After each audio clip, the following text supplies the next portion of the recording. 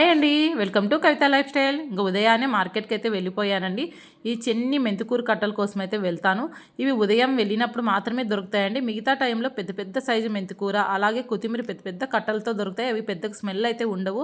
ఈ చిన్ని మెంతుకూర కట్టల్లోనే మంచి పోషకాలు ఉంటాయని చెప్పేసి ఉదయాన్నే వెళ్ళిపోతాం. మేము ఉండేది ఇద్దరే కాబట్టి కొన్ని కొన్ని కూరగాయలు మాత్రమే తెచ్చేసుకున్నాను. ఒక 4 రోజులకు వచ్చినా సరిపోతుందండి. మరీ తర్వాత వెళ్ళి తెచ్చేసుకోవచ్చు. ఫ్రెష్గా ఉంటేనే కూరగాయలు కూడా చాలా బాగుంటాయి. ఇంకా అన్నీ ఇలా సర్దేసుకున్నాను. ఇంకా ఉదయం పూజ అయితే చేసి వెళ్ళలేదు. ఇంకా ఇప్పుడు వచ్చిన తర్వాత అన్ని కూరగాయలన్నీ సర్దేసుకొని ఇంట్లో పనులన్నీ పూర్తి చేసేసుకున్న తర్వాత పూజ అయితే చేసేసుకున్నా. ఈరోజు కొద్దిగా లేటే అయిపోయింది. ఇంకా బ్రేక్ఫాస్ట్ అంటూ ఏమీ చేయలేదు. ఇంకా నైటే మొలకలు కట్టి పెట్టేసుకున్నా అండి. ఇంకా మార్కెట్ నుంచి వచ్చేటప్పుడు కూడా వాటర్ మిలా పండు అయితే తీసుకొచ్చుకున్నాను. ఇంక ఇలా మొలకలు వాటర్ మిలా అయితే సరిపోయింది.